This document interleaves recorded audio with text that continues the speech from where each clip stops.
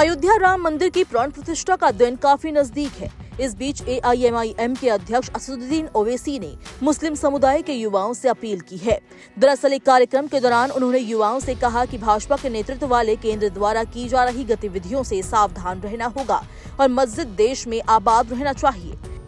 मेरे अजीज दोस्तों और बुजुर्गों और नौजवानों, मस्जिदों को आबाद रखो। नौजवानों, तुमसे मैं कह रहा हूं, हमारी मस्जिद हमने खो दी और वहां पर क्या किया जा रहा है आप देख रहे हैं।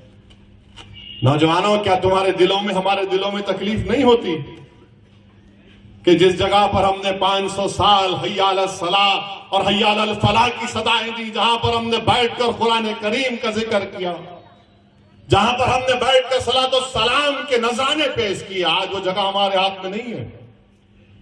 नौजवानों, क्या तुमको नहीं दिख रहा कि अभी ऐसे 3-4 मसाजिद हैं जिसमें दिल्ली की सुनेरी वाली मस्जिद भी है। मेरे अजीज दोस्तों, याद रखो नौजवानों, ये जो ताकतें हैं ना, तुम्हारे दिल से जब इत्तेहाद को निकालना चाहते हैं, क्यों निकालना चाहते हैं? मिली गीरत को खत्म कर दिया जाए, मिली हमियत को खत्म कर दिया जाए। बरसों की मेहनतों के बाद आज हमारा एक मुकाम हमने पैदा किया, तो ये आपको इन चीजों पर गौर करना, अपनी मिली हमियत को, मिली अपनी ताकत को बरकरार रखिए। नौजवानों, मस्जिदों को आबाद रखो। कहीं ऐसा ना हो कि मस्जिदें हमसे छीन ली जाए।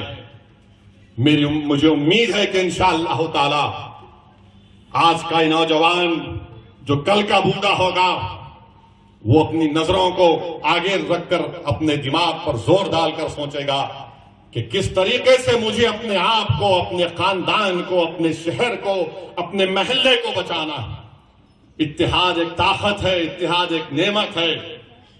निफाक और इंतशार मौत है, याद रखो मेरी इस बात को। बाबरी मस्जिद को लेकर असदुद्दीन ओवैसी ने कहा कि जिस जगह पर पिछले 500 सालों से पवित्र कुरान पढ़ी जा रही थी, वो जगह अब उनके हाथ में नहीं है।